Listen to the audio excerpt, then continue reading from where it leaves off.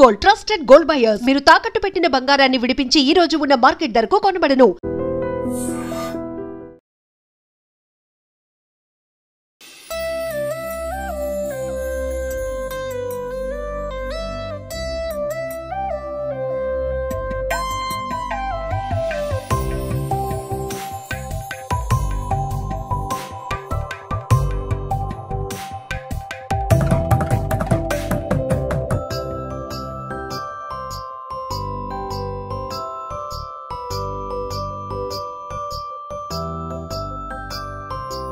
చూస్తున్నారుగా ఈ వినాయక స్వామి వారు వచ్చే భక్తులను చూస్తూ ఆశీర్వదిస్తున్నారు.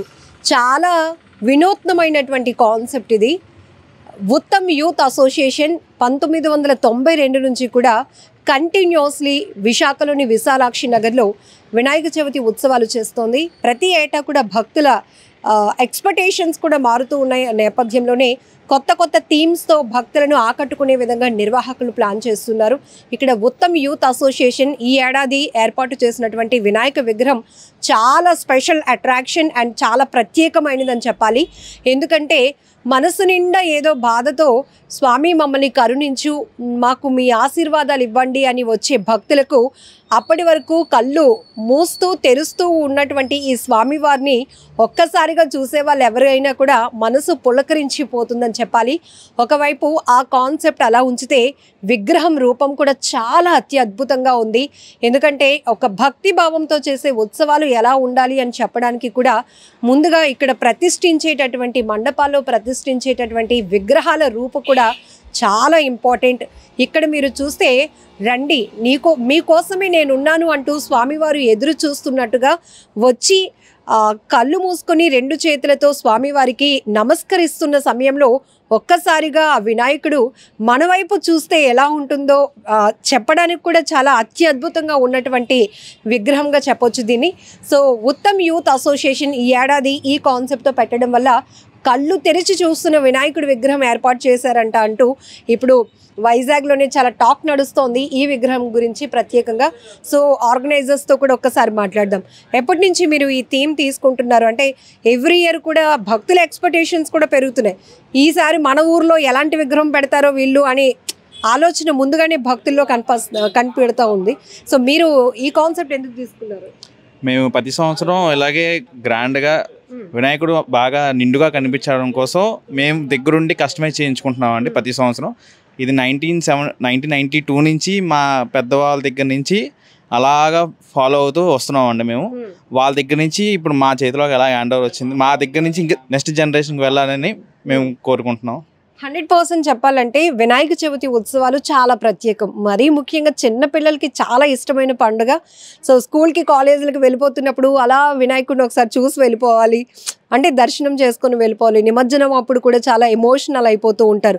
అంటే ఇన్ని రోజుల పాటు మీరు ఉత్సవాలు చేస్తున్న ప్రతిరోజు స్వామివారిని చూడడానికి వచ్చిన ప్రతి ఒక్కరికి ఏదో ఒక కాన్సెప్ట్, ఏదో ఒక మెసేజ్ ఇవ్వాలి, ఒక భరోసాని ఇవ్వాలి అనే దానికే ఈ వినాయక ఉత్సవాలు.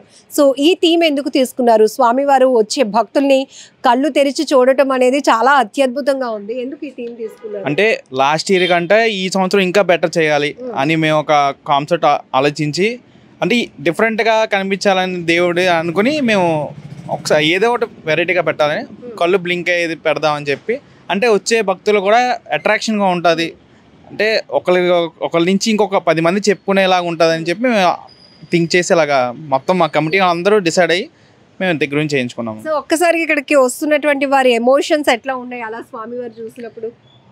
చాలా బాగా పాజిటివ్ టాక్ వచ్చింది. మేము ప్రతి సంవత్సరం ఇలాగే ఉంటుంది మాకు. అసలు వాళ్ళు ఇచ్చే సపోర్ట్ బట్టి మేము ఇంకా ముందుకు ఇంకా వెళ్తున్నాం. ప్రతిరోజు అంటే ఇప్పుడు షెడ్యూల్ అని ఉంటుంది, ప్రతిరోజు కార్యక్రమం ఉంటుంది. సత్యసాయి భజన అని, కుంకుమ పూజ అని, గణపతి హోమం అని అవన్నీ ఉంటాయి మ్యామ్. అది ఒక సిస్టమేటిక్గా మేము పెట్టుకున్నాం. సో ఈ 11 రోజులు మీరు చేయాలి అనుకుంటున్నారు. 11 రోజుల పాటు ఏదో ఒక కార్యక్రమాలతో వచ్చే భక్తులకు స్వామి దర్శనంతో పాటు కల్చరల్ యాక్టివిటీస్ అన్నీ ఉన్నాయి మనం ప్లాన్ చేసుకున్నాం. ఒకటి చెప్పండి, మీరే దీనికి చెప్పడానికి అర్హులు. సో 1992 నుంచి అంటే మీ జనరేషన్స్ నుంచి అలా కంటిన్యూ అవుతోంది. సో ఇది ఒక వారసత్వంగా తీసుకున్నాం మేము, ఏదో ఆకతాయితనంగా కాకుండా వారసత్వంగా తీసుకున్నాం కాబట్టి మా మీద ఇంకా బాధ్యత ఉంది. మా నెక్స్ట్ జనరేషన్స్ కూడా కూడా ఈ ఉత్సవాలు కంటిన్యూ చేయాలి అనే కాన్సెప్ట్.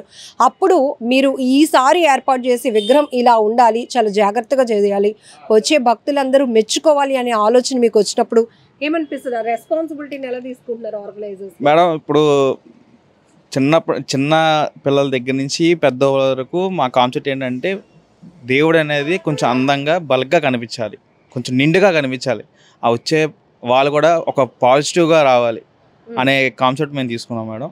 అలాగే అవుతుంది.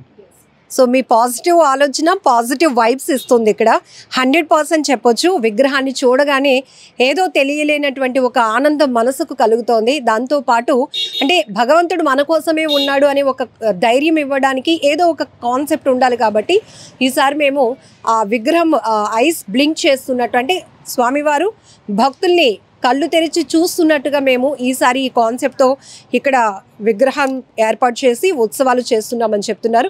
రియల్లీ చాలా అద్భుతంగా అనిపించింది. ఫస్ట్ టైం అంటే ఈ థీమే తెలియకుండా నార్మల్గా ఇలా వచ్చి దేవుణ్ణి దర్శనం చేసుకోవడానికి కళ్ళు మూస్తే కనుక మనం కళ్ళు మూసేటప్పటికి స్వామివారు కళ్ళు తెరిచి చూస్తున్నారు. అది చూసేటప్పటికి నిజంగా ఆశ్చర్యం అనిపిస్తుంది. రియల్లీ ఈ కాన్సెప్ట్ చాలా బాగుంది కదా.